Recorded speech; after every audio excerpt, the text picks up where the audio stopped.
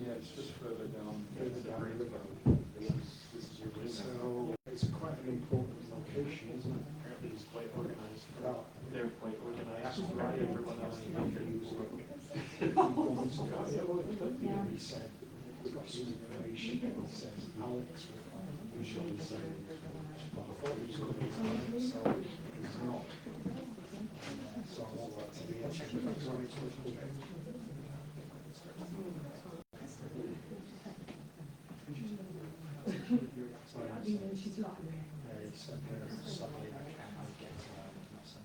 Just want to be clear, yeah. It's very true.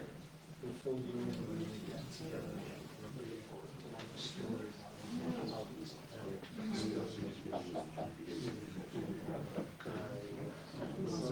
now I'm curious. You know, did you see the thing as well today? It's interesting. The barn opposite Springfield Golf Club. There's an old heritage property. Okay. Which, the likes of the historical society, the developers said that it's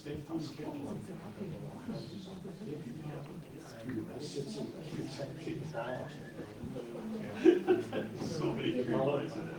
Developer on the property. No, it might be. Developers will, some legal process which might be It's funny to see the access of the sector. It's totally. so there's an argument between the properties and the city and the developer. It wasn't a line, So just we just did that one off the common. But it's got Yeah, because I've been talking to these guys, like, you know, I know Ryan's been down to do a survey on it. And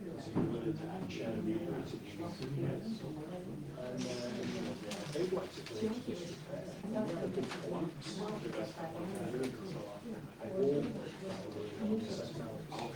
One of the.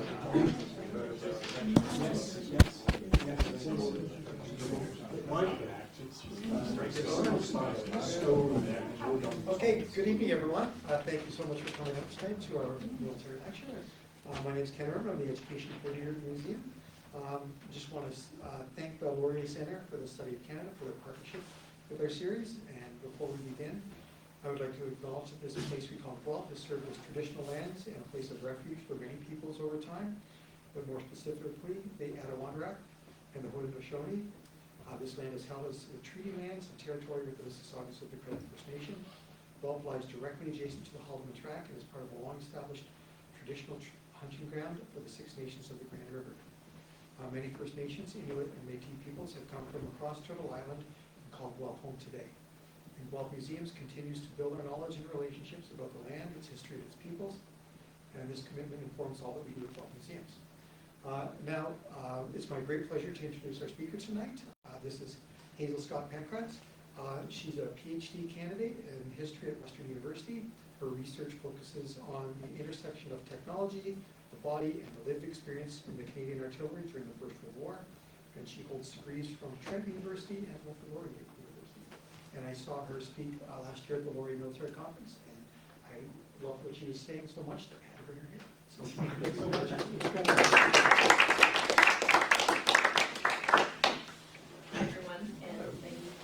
Introduction. I'd like to begin this evening by asking you all to briefly reflect on something. Picture a battlefield from the First World War in your head. Doesn't matter which one. What do you see? Now, for many of you, I suspect the answer will look something like this. This is what you pictured. You're by no means wrong. The scale of trench warfare between 1914 and 1918 was one of the distinguishing features of the First World War, at least on the Western Front. As I'm sure most of you are aware, trenches in this context are defensive earthworks used to protect troops from the sheer scale of the opposing side's firepower. So what this essentially means is that the weapons technology that was used during the First World War, which we often describe as the sort of first major modern or major industrialized war technology used was primarily responsible for the format that the war would take. You know, the overwhelming firepower necessitated trenches, and therefore we have trench warfare. So the trench systems that were constructed along the front were roughly, the front was approximately 750 kilometers long, running roughly from the English Channel down to the Swiss border. It was not a continuous line, but that is generally the length of the front. And we may speak in terms of it being the front line, but like I said, it's not a continuous trench. In fact, the trench systems on the Western Front actually were a lot more complicated, and they looked a bit like this. So, this is an aerial photograph of opposing trench systems in the Loos sector, which was taken, it was July 1917, I believe was the date. Get that out of the way for you. So this here would be considered no man's land. This along here would be considered sort of the front line firing trench. But you can see how complex these systems are, because that's sort of the operative word here, is that they're systems, they're not a single item, a single structure. So how we speak and think about complex systems or networks such as the trenches on the Western Front really begs the question, what do we mean when we say the front line? And the question is further complicated when we start to consider the variety of different weapons that were used on the Western Front. So this is a somewhat simplified diagram of what I just showed you, sort of how an average British trench system was set up. So like an onion, it's got layers. In addition to the frontline trench, which is often called the fire trench or the firing trench or the firing line, it's easy to see there's a network of support trenches, so the second line trench, as well as a series of communication trenches that zigzag pretty much all over the place. But it doesn't stop there either. Amongst the reserve and communication trenches, there are also, you might see them down here, there are dugouts, there are aid posts, and there are even cemeteries. So you can see from this diagram that while the firing line is the furthest forward, it is just one part of a much larger whole. So now I'd like to focus in on a specific piece of technology, and at this point you can probably guess what it is. So artillery. The First World War has frequently been described as an artillery war. The historian John Terrain wrote that, quote, "Artillery was the battle winner. Artillery was what caused the greatest loss of life, the most dreadful wounds, and the deepest fear." So artillery caused the majority of casualties on the Western Front.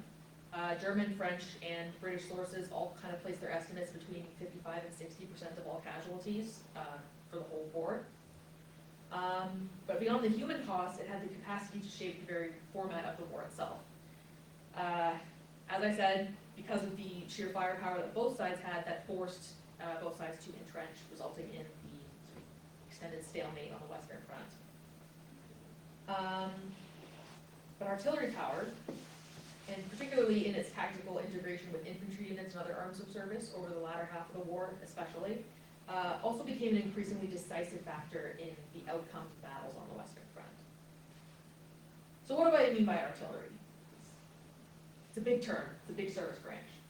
So my research focuses on the Canadian artillery, so I'm going to predominantly be referring to artillery pieces that were used by the British artillery and by extension the Canadian artillery. I do believe that the gun, this one up here, is actually a German gun. It's a light howitzer, I believe. But other than that, these two are light sort of field guns, and these are heavier siege guns, and I'll get into the distinction in a second. So, broadly speaking, there were two categories of guns distinguished by size.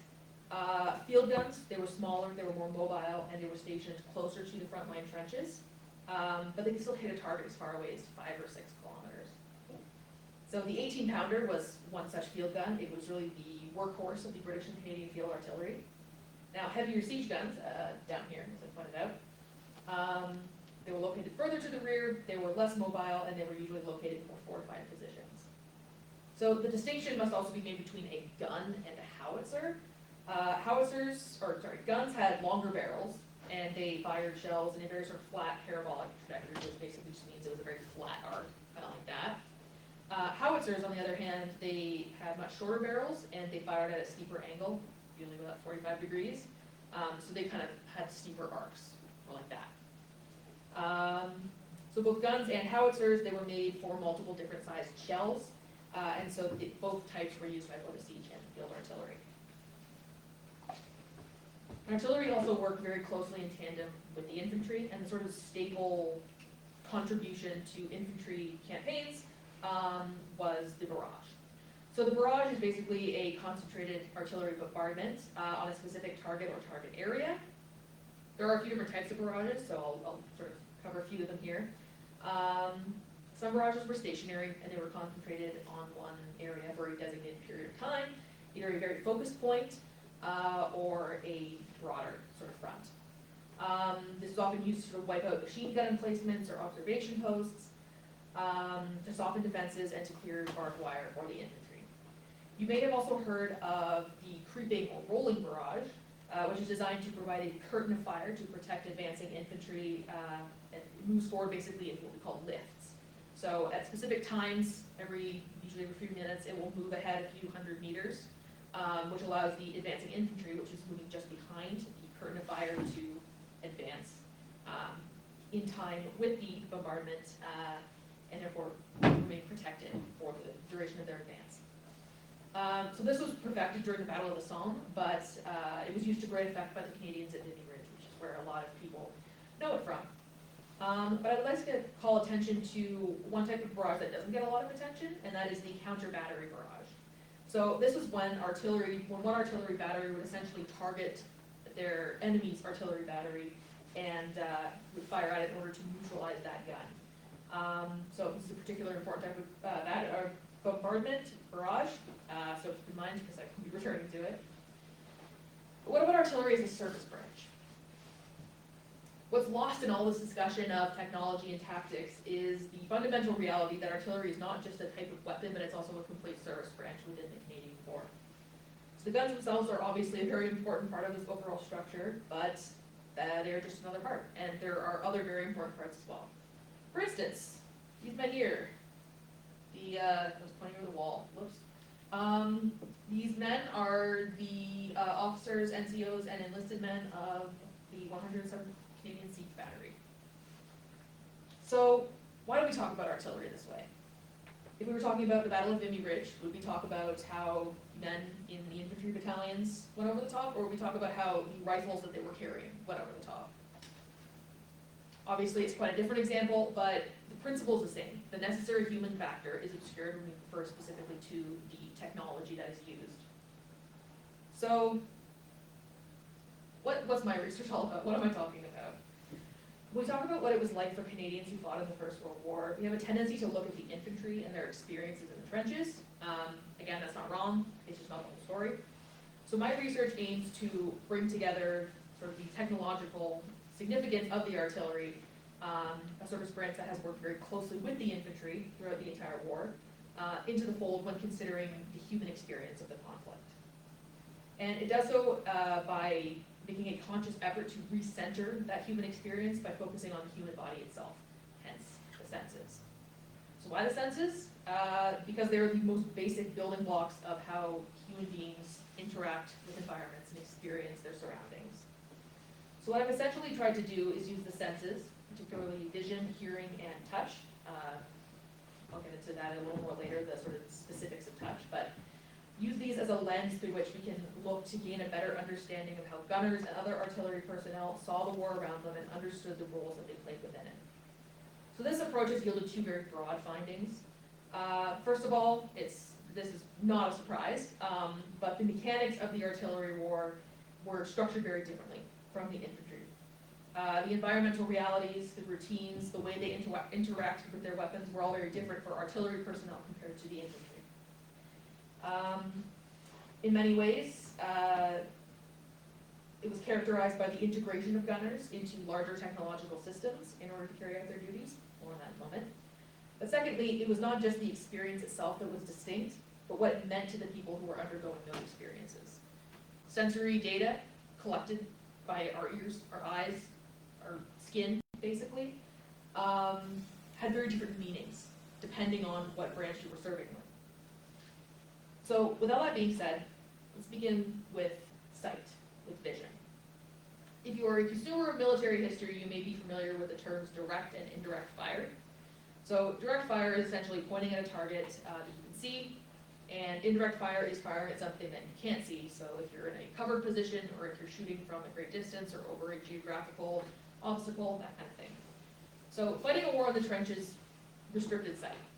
If you're mostly underground, you can't actually see over to where your enemy is also mostly underground. Obviously the trenches protected men from some of the damage that artillery could do, but it was more effective against machine guns and rifle fire, just again, because of how artillery fired, firing sort of a very steep parabola. Trenches aren't gonna protect you a whole lot. And even if your targets weren't visible, it's still direct fire. So if you pop your head up above the trench, you're liable to get shot, basically. It's still direct fire, even if you don't always see your opponent. Now, artillery was designed for indirect fire. So I want to return briefly to this diagram. Well, vision was limited even for the frontline infantry units up here. These restrictions were further compounded by the position that artillery took within this defensive layering. So, depending on the type and caliber of artillery piece, that dictated basically how far back it was. It could be positioned anywhere from several hundred meters to several kilometers behind the firing line. So, there's no actual scale to this diagram, so it does complicate that a little bit, but gun emplacements would likely be found here, behind the reserve trenches, or larger guns probably further back here, down in this little village here. So for the artillery, restrictions on vision were further compounded again by geographical distance from their opponents and geographical obstacles, in addition to gun pit fortifications. So despite all these challenges, it was imperative for artillery personnel to be able to fire accurately at their targets, because they were providing crucial support for infantry maneuvers. So in order to do this effectively with these restrictions, Canadian artillerymen had to integrate human vision and human sight into a more complex and technological system of visualization. So in its simplest form, this systematized vision, shall we say, was facilitated by the designation of forward observation officers, who would essentially get closer to enemy lines and act as the battery's eyes.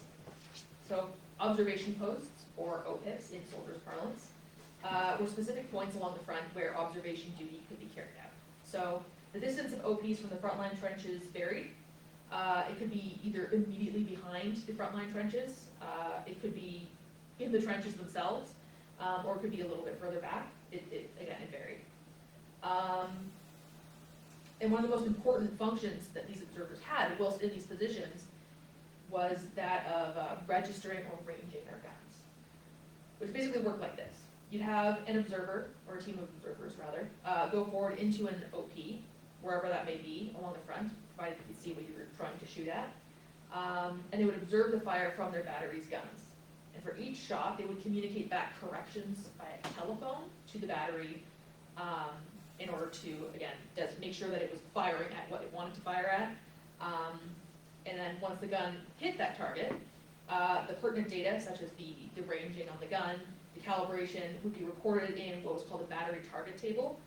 So that gun crews would be able to hit that particular target again with that particular gun without having to re-register it again, provided that the gun remained in the exact same place. And then these target tables would be passed along when one battery was relieved by another, and when the gun was moved to a different location, it would have to be registered all over again. And because new targets were constantly being identified and guns were constantly being moved or replaced, registration was a constant process, so there was always observation work to do. But it could also be an extremely dangerous enterprise to undertake observation duty. Observation posts, they frequently attracted attention from enemy snipers and enemy artillery. Prior to the Battle of Neuve-Chapelle, for instance, the forward observation posts of the 1st Brigade Canadian Field Artillery drew retaliatory counter-battery fire when the brigade attempted to register its guns. So as soon as your guns open up, that signals to your enemy's guns to fire back at their targets that they have also registered. It's a two-way street. So ground-based observation was, of course, limited. But it was supplemented with aerial observation via observation balloons such as that, or in cooperation with the Royal Flying Corps, so the precursor to the Royal Air Force. Whether using observation balloons or planes during the raging process, aerial observers would essentially, from the air, watch where shells landed, and then they would signal back corrections to the battery very much in the same way that ground-based visual observation did. This also had its fair share of limitations, both in terms of the human and in terms of the technological. So success was contingent upon the eyesight of individual pilots, basically. It could be impeded by fog or other inclement weather. And pilots were also susceptible to injury, such as taking anti-aircraft fire or fire from other aircraft. So depicted in this photo here is a British pilot of the Royal Flying Corps that had been seriously injured performing observation duty for a Canadian battery. So you can see the plane in the background here and then the injured pilot there. In terms of technology, the aircraft at this time were very fragile. But even when things went well, when the plane did not suffer issues, when the pilot could see clearly and the pilot was uninjured, communications technology also had its limitations. So wireless transmitters in this time, they were used to communicate corrections back to the battery, but they were very large. So in a small plane, such as that, they would take up all the space where otherwise another observer could be, basically. So there was no second observer who could look out for enemy aircraft or other hazards or could assist in the observation process.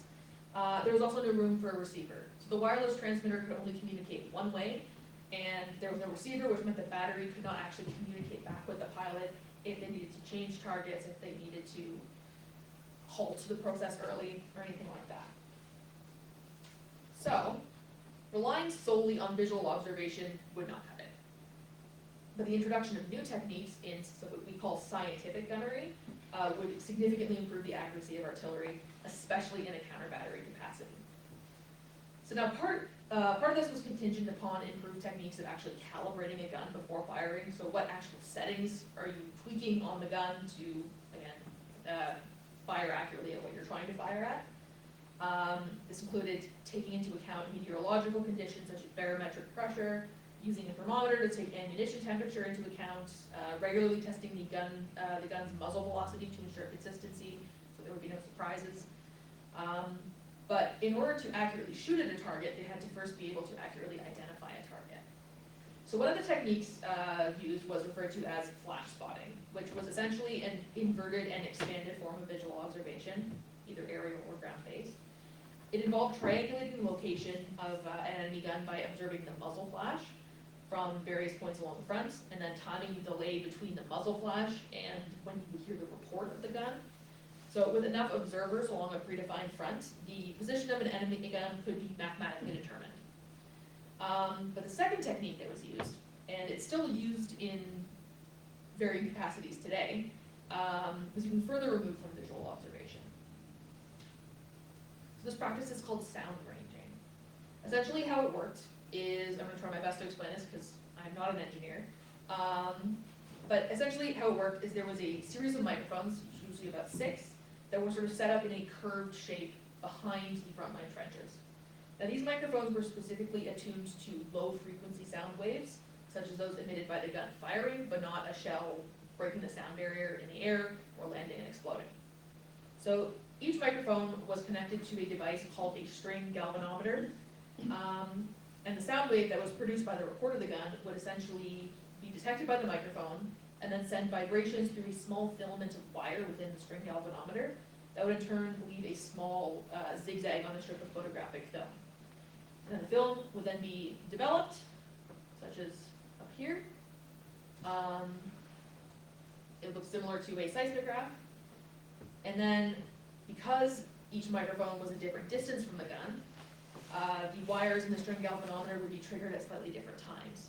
So the film would be developed, and then the interval between each microphone detecting the report of the gun could be measured. So you can see here there's 6 different little zigzag lines from these 6 microphones, all of which are slightly offset. And basically what they could do with that, well, first of all, down in the lower left-hand corner here, this is an example of a sound ranging plotting diagram. So there's no map on it, but usually if there would be like a plotting board, it would have a scale such as this, overlaid on top of a map. And basically, what they would do with this particular reading of film, you can see here on the diagram, it's kind of small, so my apologies. You have the 6 microphones up here, and then you have a dot in between each of those microphones, and that corresponds to a pairing of microphones. Whoops. And you can see these pairs down here. So basically, there were 5 pairs of microphones, so it was 1, 2, 2, 3, 3, 4, 4, 5, 5, 6. And then in this big U shape, there is essentially, again, it's very small, but a series of time delay scales. So basically what you would do is you would look at the photographic film up here, and you would be able to measure how long it took for one gun to register, or one microphone to register the report of a gun, and then how long it took for the next one in that pair to register. And then that time delay, you would locate on the time delay scales here, so there are 6 of them, all like layered up in a U shape. Then you would draw a line between the microphone pair, down through the corresponding interval on the time delay scale, and then once all of those lines intersect, so right here, that's a pretty good indication of where the gun is located. So the equipment used for sound ranging, such as this, it was so sensitive that in under favorable conditions, it was actually possible to locate a gun based on the recordings of it firing a single round. So combined with improved calibration, this made it significantly easier to shut down enemy guns quickly and effectively. But just as Canadian batteries sought to target German guns, they were in turn targeted themselves.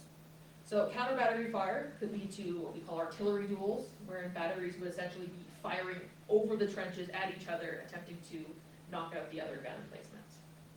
So dugouts could provide some protection, but a gun could not be fired from a dugout.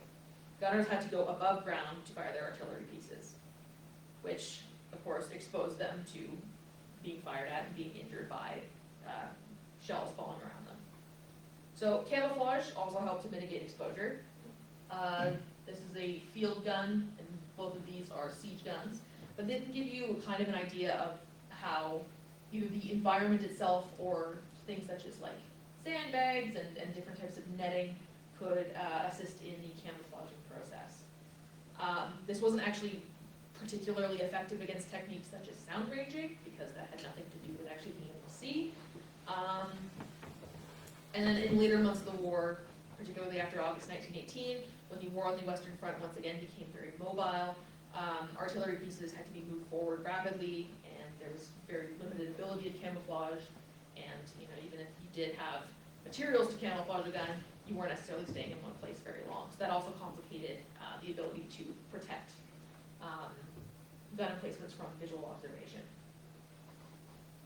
During the 100 Days Offensive, gunners in the 55th Battery, CFA, often had to leave their guns and limbers completely exposed on roads while they slept in whatever nearby cover they could find, including ditches. Now, some gunners found the comfort or the freedom in the level of exposure, they found that to be ideal. They preferred it. They got used to it. And in turn, they found the trenches actually to be constricting and oppressive. Whenever they went forward on OP duty, sometimes they would complain about it.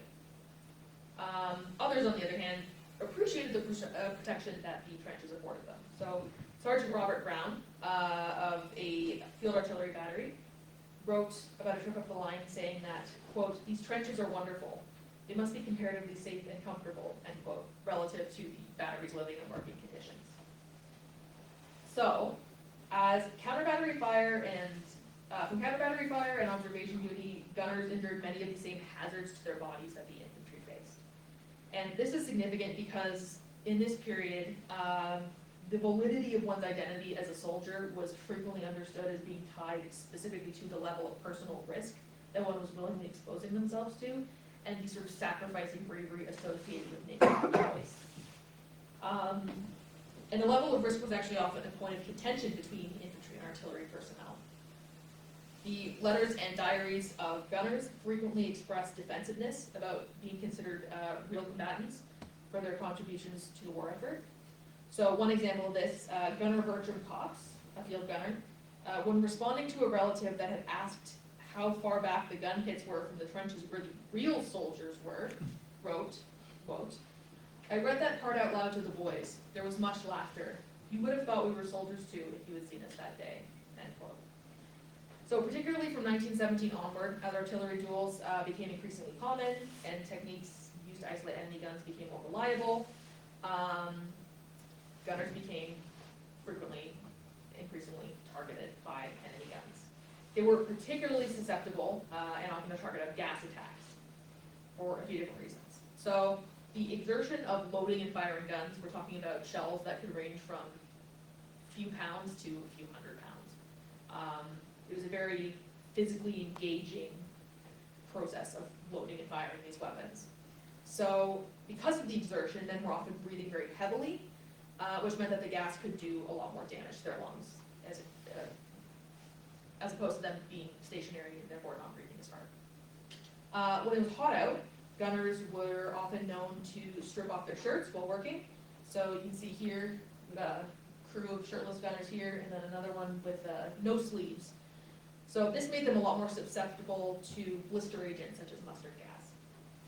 Smallpox respirator, so this is a picture of a Canadian soldier wearing a smallpox respirator. That was the sort of standard gas mask by the second half of the war. Those also caused problems because wearing them hindered the ability to basically load guns, to set fuses, and adjust gun range and that kind of thing. And also the inability to breathe fast during those periods also hindered the ability for gun crews to actually keep up a high sustained rate of fire. So gunners had to specifically train with their SBRs in order to minimize the effects that this would have. So they would quite literally be doing drills while wearing their gas masks in order to minimize the delays that those would cause. But despite all this training, there were still instances where gas attacks could knock entire gun crews or even entire batteries completely out of commission. And again, bodily danger in this case matters. Again, as it was not uncommon for men to connect the legitimacy of their wartime experiences and their identities as soldiers directly to the level of danger that they faced, and the bravery that they showed in the face of it.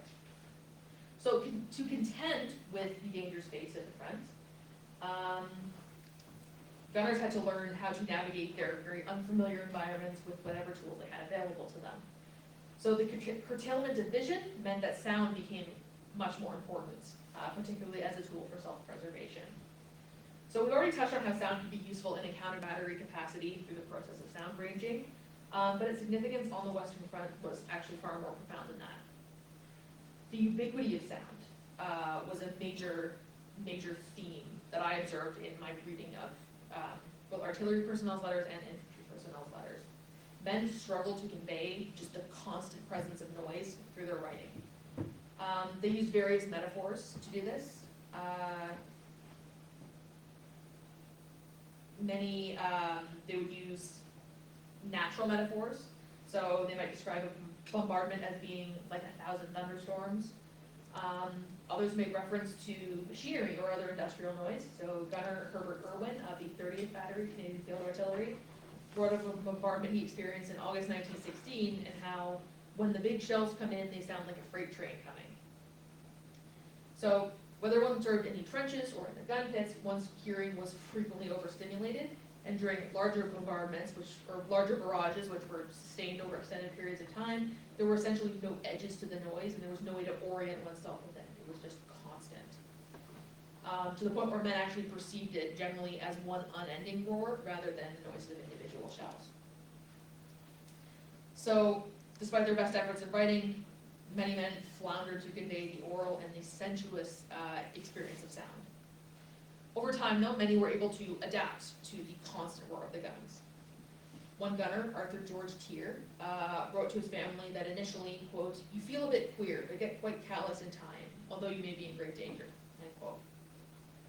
Adapting to sound included learning to use it as a tool, perhaps most commonly for self-preservation. And this practice, observed a lot in the infantry, extended well beyond the trenches. Simply put, the longer men served at the front, whether that be in frontline trenches or further back in the gun pits with the artillery, men learned to identify the sounds made by different incoming shells, so they would know when to take cover and when they were pretty okay to stay above ground. So for Robert Shortreed, this is a skill he picked up very quickly. Writing from Passchendaele in October 1917, he noted that we have had our baptism of fire since arriving. Today has been especially lively. I have been splashed with the mud from several bursting shells. You can hear them coming generally and get time to flatten in the mud. The month before, after his induction into battle at Lens in September 1917, Gunner Bertram Cox confessed to his siblings that, quote, I never believed anyone before when they said that one could hear a shell coming and duck in time, but it's an absolute fact. That's something that everyone learns to do on the first day they arrive here, to flop on the stomach at the first sound of the whistle, unquote. Signaller Wilfred Kerr of the 11th Battery Canadian Field Artillery broke down the implications of different shell sounds even further in his memoirs, stating that, quote, one was able to judge where the shell would fall based on the pitch of its shriek. A noise like a train overhead meant a destination miles to the rear. A sharp shriek or a deep growl meant imminent danger, and between the two there lay a wide variety of pitches, which one soon learned to interpret properly, end quote. But shells that were not audible could be just as dangerous, as this element of warning was completely removed. So shrapnel shells, for instance, differed from high explosive shells in this respect. One gunner wrote home that, quote, Fritz is never idle. He sends over very little shrapnel, which is, well, as it is bad, bursting in the air, you never hear it at all, and first thing you know, a ragged piece of metal will drop with thud on the ground beside you. In a letter to his mother, another gunner attributed the deaths of a few men in his unit from their inability to hear an incoming shell, explaining that, quote, they were in the cookhouse where they could not hear the shell coming and had no time to duck before it hit, end quote. Duds were also a very common occurrence on the Western Front, where a shell would simply drop out of the air and not explode. But those were, you would still hear them coming as a regular shell, they just would not explode. So you would not know until they were on the ground that you weren't about to be killed, basically. But gas shells also made very different sounds when they exploded, so they were often confused with duds, where basically a shell would drop down and you might hear a soft sound or nothing at all. So you have to be very sharp and attuned to what your nose is picking up in order to sound the alarm for gas shells as well. So for the infantry, you'll recall that I said the sound of the guns essentially occurred for the entire war. This is true, but it also wasn't the same level of intensity for 4 straight years. So periods of more intense bombardment, for instance, were understandably associated with actual offensives and could indicate impending action. So during these types of bombardments, infantrymen, they actually occupied quite a passive role.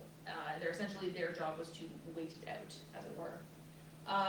The creeping barrage is the exception to this because, when the creeping barrage, you have an infantry who is advancing right behind the lifts.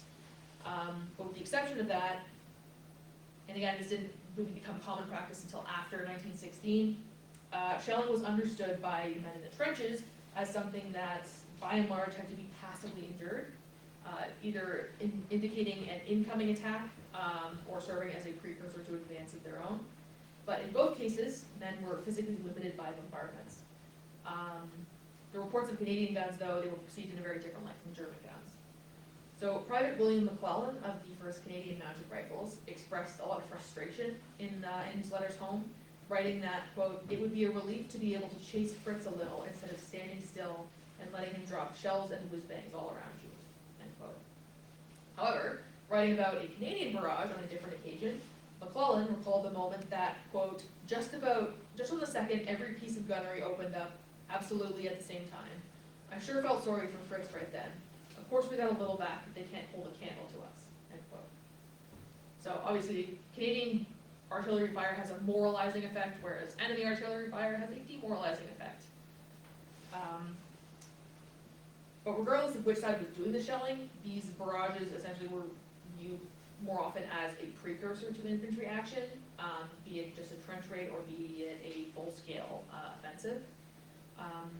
Writing home in September 1915, Corporal James Belfer explicitly illustrated the connection between bombardment and attack, noting that, quote, more shells fired and often quite heavily. Just now I can hear the rumbling of shells. We are making preparations for action, I think. It is more than likely we will be in real fighting when in the trenches next time, end quote. But for the artillery, the passivity associated with the sound of guns was completely removed, because as long as the guns were firing, artillery personnel was actively involved in combat.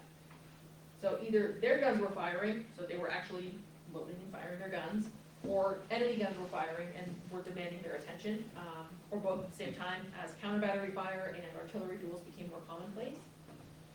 Due to the position of the guns, artillery combat was largely an auditory experience. So gunners essentially had the noise of their guns and the instrument readings of their guns, and having to adjust the range and make other adjustments. To essentially that was the extent of their combat experience, and how they understood how an engagement was progressing, at least until news could make its way back further to the rear. So during that time, it was the sound of their guns that was the primary conduit for the experience of combat. Gunner Robert Brown reported an infantry advance in May 1917 by describing, quote, the noise of the guns, etc., was tremendous. The range on the gun was increased quite a bit, and our infantry made a good advance, but lost many men. Bertram Cox made similar observations after the opening of the Battle of Amiens in August 1918. He wrote to his brothers that, quote, after 3 hours, I was practically deaf. We fired our first shot at 4:20 a.m. at 800 yards, and in 3 hours, the enemy was out of our range at 6,500 yards, end quote. So, both Brown and Cox were active participants in these battles. It is the experience of sound that they emphasize first, followed by the assessments of the infantry's success based upon the adjustments on the respective ranges on their guns. So, sound was the primary conduit through which gunners and other artillery personnel experienced battle. But it was also reflective of the temporal realities of artillery battles. For instance, the infantry went over the top of Vimy Ridge on April 9th, 1917, this we know, but the artillery battle began well prior to that. Canadian artillery had been hammering the German lines continuously for 20 days prior to that. It began on March 20th. So shells, as well as the unending roar caused by the artillery fire, was already inflicting violence upon their German opponents, which is the sort of essential characteristic of battle, is inflicting violence on your opponents. But at this time, Canadian infantry battalions were actually still out of the trenches training for the assault, which was to begin on April 9th. Now, because artillery fire entailed actual explosions with actual concussive shockwaves, they were capable of causing serious damage. This is actually a picture of a Canadian soldier coming across the corpse of a German soldier that was believed to have been killed by a concussion, so the explosion of a shell. At worst, a high explosive shell could kill or cause serious blast injuries, but it was also known to throw individuals around or even bury them under displaced earth. What is interesting to note here, though, is the frequency with which these concussions are described as almost an extension of noise. So the constant hammering of artillery, one soldier described as being, quote, so deafening it was almost tangible. Sound became physical. An infantryman describes sound of an artillery bombardment as being a solid ceiling of sound. It was very much a tangible experience. And men tended to stress its physicality over its volume. For the first half of the war, as I've said, infantry units bore the brunt of shell fire. But over the second half of the war, batteries became increasingly subject to counter-battery fire, and therefore artillery personnel were looped into this enjoyment, quote unquote, of concussions from artillery fire. Herbert Irwin recalled having the wind knocked out of him by a concussion of a shell that had burst nearby and thrown him into his own gun, convincing him that he'd actually been mortally wounded when in reality he only suffered a minor shrapnel wound to the shoulder. Reginald Grant, another gunner, also had the air knocked out of him on multiple occasions, but he also recalled the plight of another artilleryman who had the dental plates in his mouth broken by a shell. So a shell had burst near him, causing a concussion that, quote, had broken the plates into 4 pieces, leaving him practically toothless, end quote. Yeah. But was also not just the roar of the guns, as being described as something you can touch, but it was also that they could inflict very real damage on the body, the concussions themselves. So if you know anything about shell shock, you know that during the First World War, concussions from shells were frequently thought to cause neurosis and cause other behavioral changes. And this direct connection between the concussions and the behavioral changes was something that's expressed in the writing of artillery personnel as well as infantry personnel. So, concussions from the guns themselves. Artillery was unique in that they were subjected not just to concussions from enemy guns, or from enemy shells rather, that were fired at their batteries, but also from the concussions from their own guns. So they could also suffer from shell shock, which is sometimes described as gun shock. It's really just a semantic difference, which is used to identify the source of the concussions that were causing the problems, rather than actually being its own sort of pathology. It wasn't like infantry units couldn't hear the sound of artillery that was stationed behind them, but this also doesn't mean that they were frequently exposed to the full force of the concussions that the guns produced. So, because of counter-battery fire, artillery personnel were exposed to the sort of dual concussions of shells and their own guns. And new arrivals in artillery units had to quickly learn to distinguish between the two. So when Reginald Grant's battery was registering its guns in an apple orchard, he recalled in his memoir that the report of the guns was so powerful that it allegedly shook apples out of the trees, and it rained upon their heads in abundance, I believe is how he phrased it.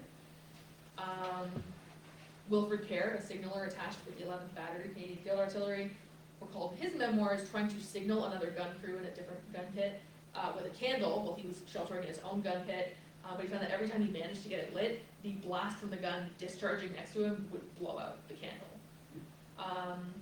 So the combination of sound and concussion could easily damage hearing, often permanently. In order to prevent this, or at least minimize this, gun crews typically stuffed cotton batting in their ears, and this included those whose responsibilities kept them further back from the guns. So on one occasion, when his battery began firing before gunner Robert Brown actually was able to put the cotton in his ears, he recalled noticing, quote, "a queer ringing in my head and could hardly hear anyone speak." But even despite attempts to mitigate the effects of concussions, the constant exposure to bursting enemy shells, as well as reports of their own guns, took its physical toll. At Courcelette in September 1916, the creeping barrage was so intense that gunners were described as, quote, temporarily stone deaf, and bled from their noses and ears. Sergeant Harold Baldwin, who served with the 5th Canadian Infantry Battalion, made note of a similar bleeding in his memoir. He referred to this as a symptom of this gun shock that I mentioned, writing that, quote, gun crews suffer from gun shock and men are often sent down to recover, not so much from the bursting shells of the enemy, as from the effect of the deafening voices of their own pets. And oftentimes, artillery personnel refer to their guns as their pets, because they fed them shells and they took care of them and groomed them and all that. But concussive injuries were not the only type of injuries that were kind of more or less, or concussion from from guns, I should say, were not the only type of injury that was more or less unique to the artillery. Another distinct risk or danger that the artillery faced was what's called a premature, which is basically when a defective shell explodes inside of the barrel of a gun or immediately after exiting the barrel, and could kill an entire gun crew and also destroy the gun at the same time. So this is a postcard of a German field gun from the First World War that had a premature explode in the barrel. Again, not a British or Canadian gun, but I think it can give a pretty good idea of the kind of damage that a shell could do when it blew up in a gun, in the barrel of a gun. So this, Reginald Grant wrote about a similar instance in his memoir. He described the scene as follows. Quote, Park, who was leaning against the ammunition, was blown up, the shell having driven clean through his spine. The man loading the shell had a fragment driven clear through his stomach. The man leaning against the gun was beheaded as cleanly as any king's executioner with his axe could do it. The trouble was caused by what is known as a defective shell, which is supposed to be a premature shell.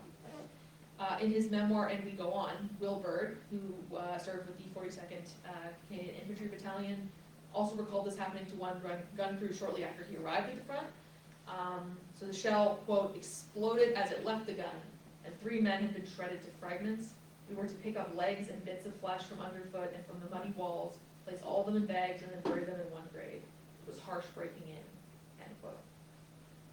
So, G.W.L. Nicholson, who wrote one of the Canadian official histories of the war, as well as a 2-volume official history of Canadian artillery from like 1789, I want to say, to the 1960s.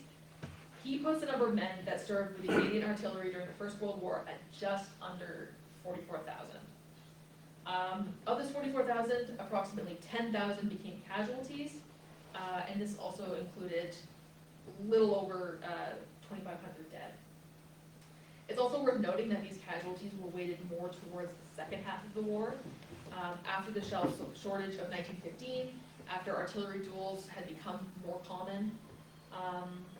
At Passchendaele, for instance, one of the bloodiest Canadian battles of the war, Wilfred Kerr estimated that of the roughly 180 men in his battery, the 11th Battery Canadian Field Artillery, 180 men at full strength, 2/3 became casualties with over 20 killed.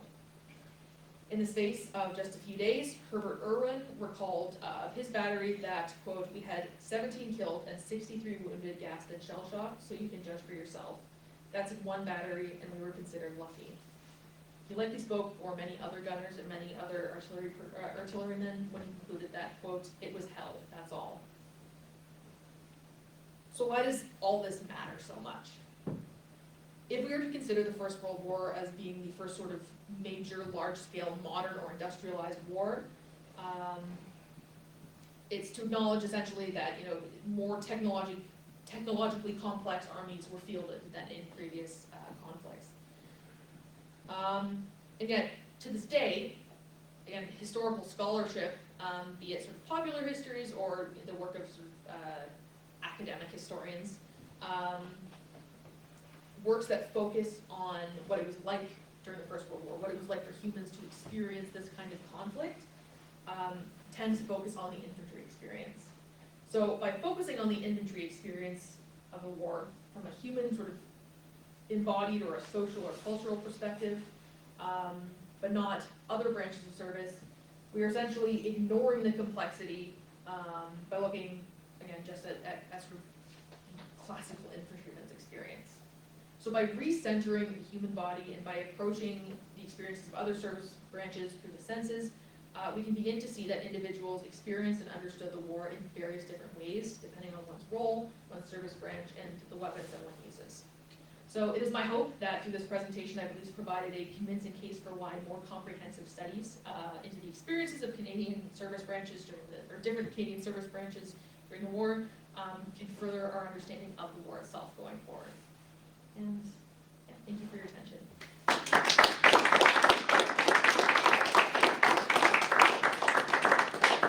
Will you take some questions? Yeah, sure.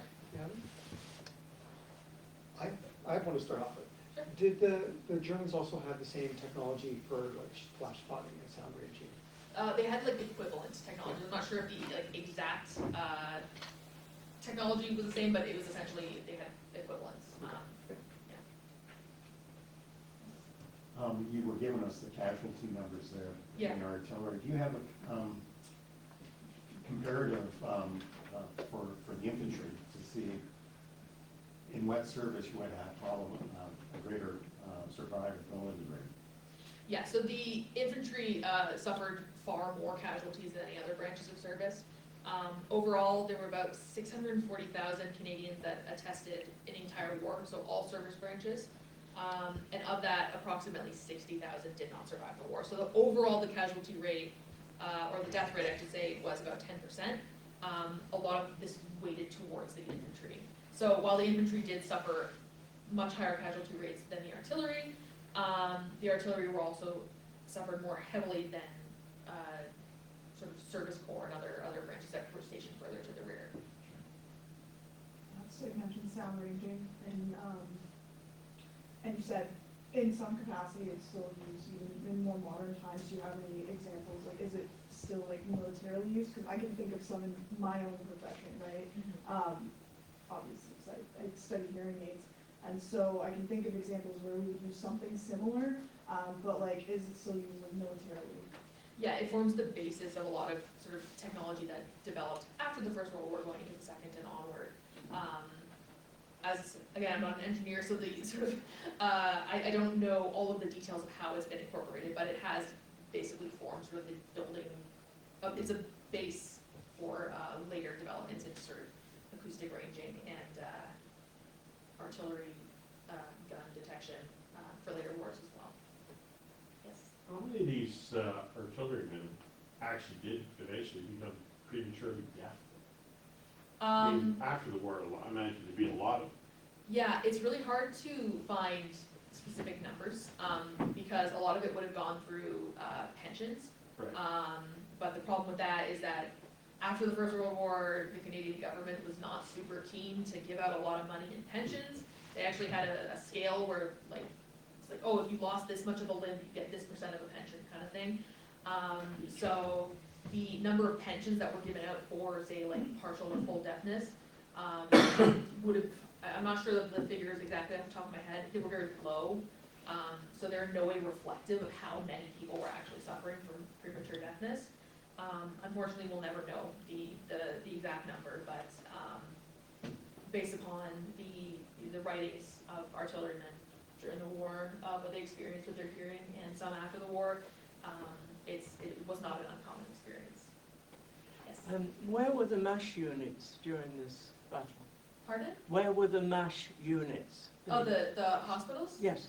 They were generally, well, there were different sort of levels of medical care. So there were regimental medical officers that were stationed quite far forward, and there would be like regimental aid posts that were sort of in the trenches.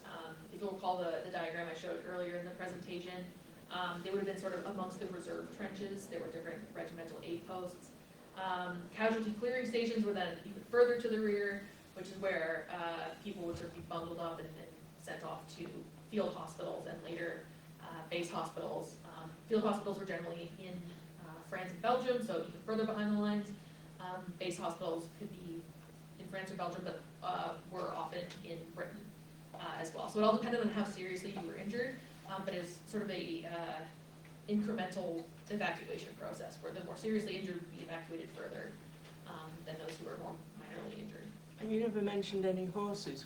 Were there a lot of horses in There were a lot of horses, so more so than I think even like automobiles or just automatic vehicles. Horses were sort of the workhorse, for lack of a better word, of the Canadian artillery. One of the sort of ranks that I didn't really dive into in depth were the drivers. So they were essentially responsible for moving artillery pieces and hauling ammunition, and they overwhelmingly relied on horses to get that done. So the different Canadian divisions had divisional ammunition columns that were essentially responsible for supporting the artillery.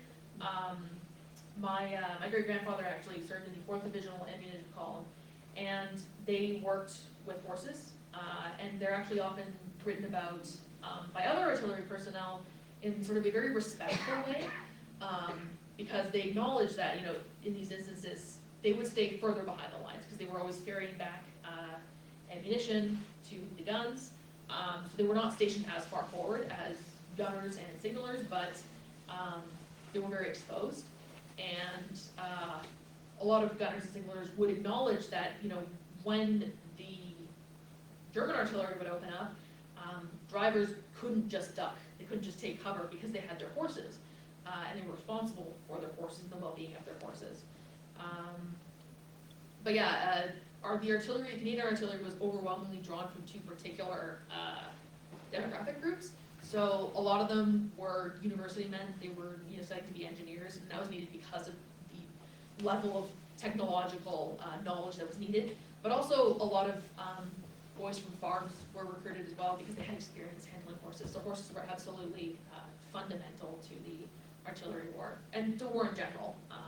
Yeah. This kind of goes back to the previous question there.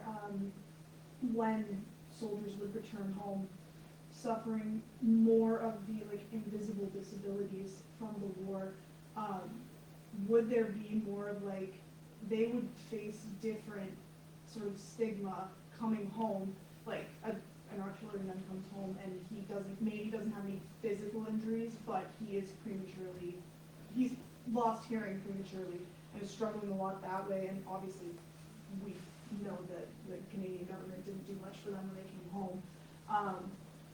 So is it fair to say that there's that added layer there when it comes to coming back home and having the invisible disability, like hearing loss or shell shock, that sort of thing, as opposed to like a physical disability? Yeah, absolutely. I mean, I know, again, I don't know the figures off the top of my head, but pensions that were awarded for, say, shell shock or war neurosis, again, was very, very low. The pensions were a mess after the First World War, partly because there was no like welfare infrastructure that we have now. That's very much the project, what I was going to say there. The product, that's it. It was the product of the Second World War. So immediately after the first, there was, some really weak pension infrastructure for people who had like lost multiple limbs, or had very severe physical disabilities. But for people who had more sort of invisible stuff, whether that be deafness, shell shock, or really any other sort of non-visible disability, the number of pensions that were awarded and the size of the pensions would have been very small, and the numbers also would have been very small. It's quite an interesting question in terms of, artillery before the First World War, the sound and the noise and the damage to people's ears and bodies was probably a science that was growing. And in the First World War, like a particular type of shell that explodes with a certain power creates a certain amount of noise.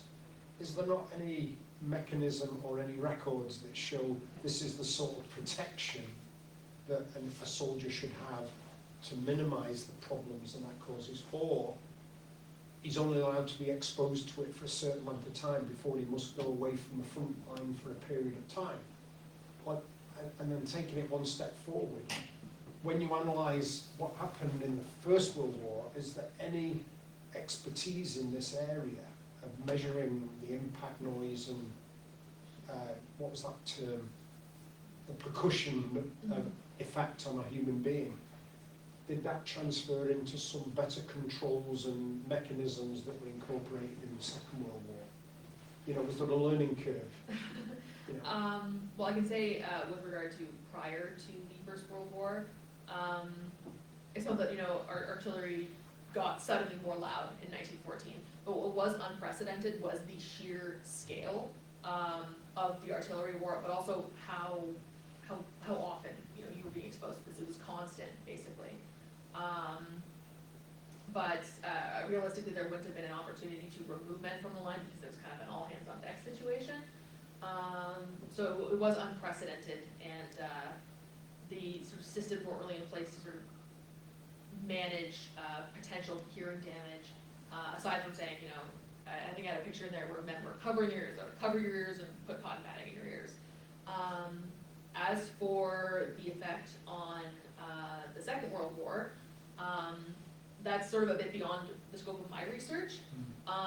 I can say that the artillery war during the Second World War was also very different in terms of just the structure of the Second World War. We did not have the same multi-year-long stalemate where there was just constantly artillery hammering nonstop. So I imagine that would have had an effect on how the potential for hearing loss was managed. But I don't have the specific information with regards to that. It's a bit beyond the scope of my research. Yes. Could you comment on the quality of the shells that were used? Because there's a lot of discussion here about getting your ranging correct and locating enemy batteries.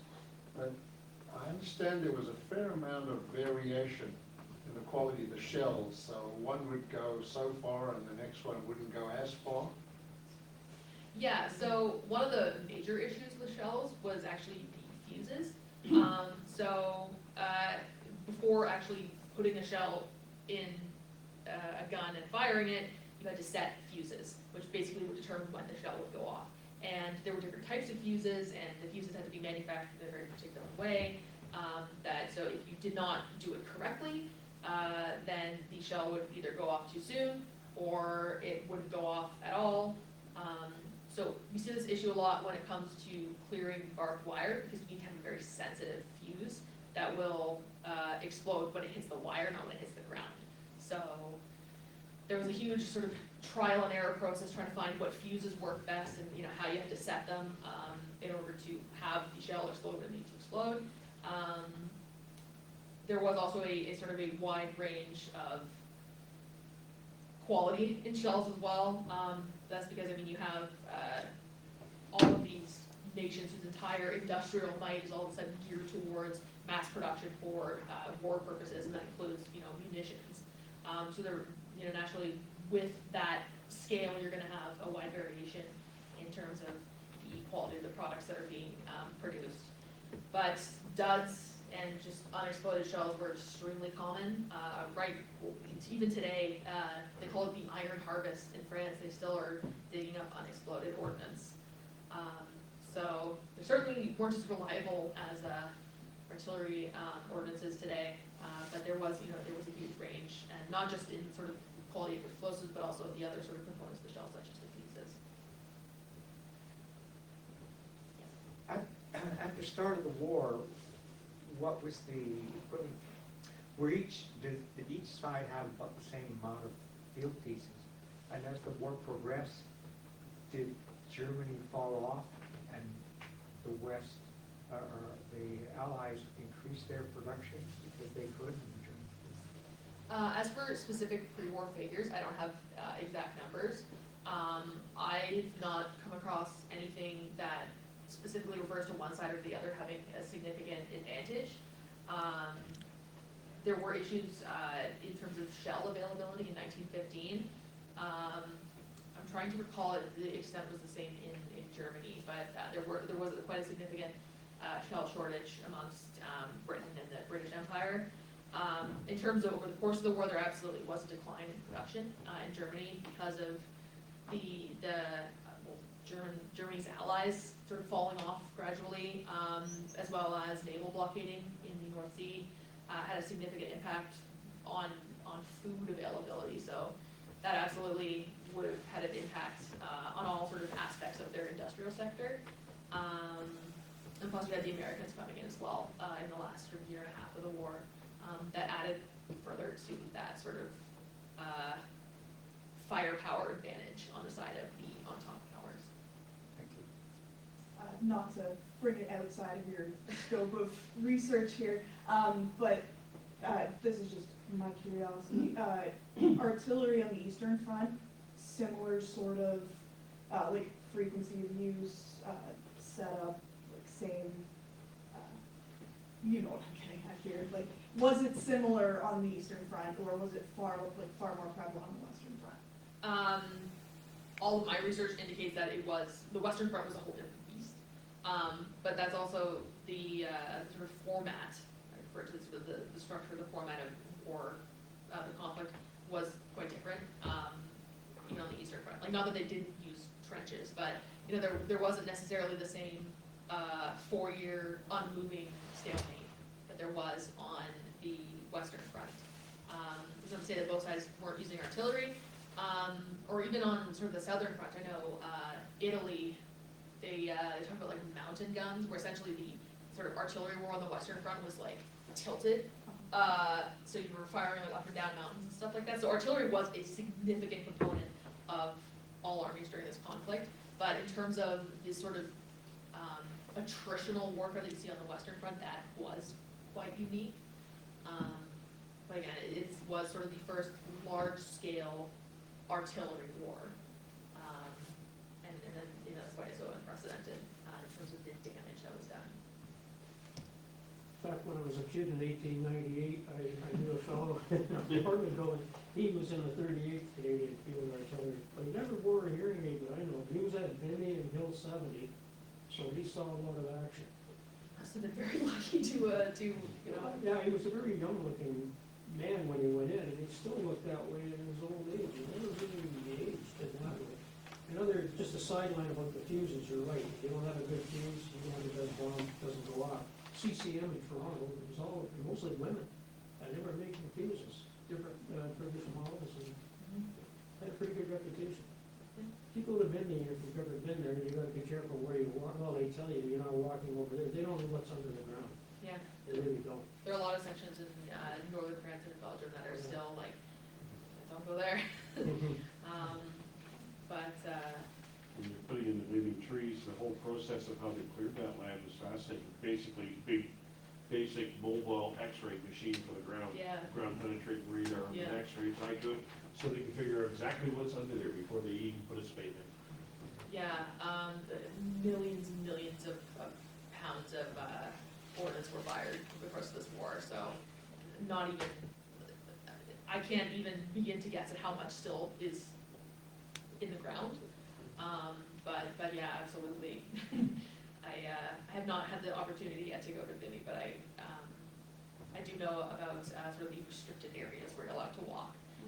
And that makes perfect sense. Everything I read about the artillery war on the Western Front, that makes perfect sense.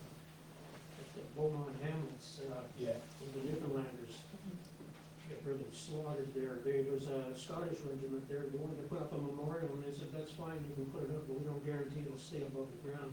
So many trenches, and nobody knows what anything is there. So they never did put a memorial up.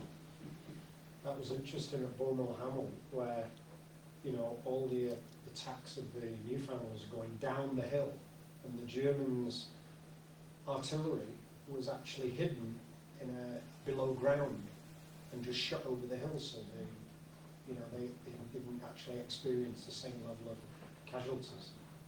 Yeah. Yeah. Also, the geographic positioning of artillery as well, huge impact. Was really interesting that I didn't include in the presentation was that aerial observation, because the Germans also had aerial observation, and one of the sort of camouflaging techniques that was used for artillery pieces was to actually like cut down trees and drag these cut down trees and sort of organize them around the gun emplacement. Partially because, you know, when you see that disturbed earth, especially if it's like the kind of chalky white earth that you see, this would have been around Vinny, if I recall correctly, but that's very visible from aircraft, so, you know, they'd have to try and conceal that.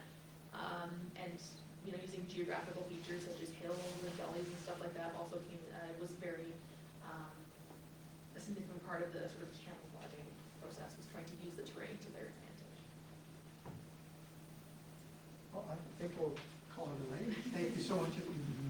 You've done some amazing research and a lot of things, like, I've had a great uncle who fought, and all of his diaries and his letters, you've touched on a lot of the things that you mentioned, and he did lose hearing, and he did have, his son had a prematurely lost half of his mates, so, yeah, you touched on a lot of things that affected him, so really great research, and thank you so much for coming out and sharing your I just want to let you know that next month, on April 18th, we have Mike Bechtold. He's going to examine the rich history of the Air Force. It's the 100th anniversary of our RCAF. He's going to examine the Air Force through the lens of objects selected from collections in Air Force museums around the country. So I think it really, and he's written a book on the Air Force, so he's going to touch on a lot of different areas of the Air Force, but I'm really looking forward to his talk next month. So hopefully I can see you all back again next month. And, thank you for coming out tonight.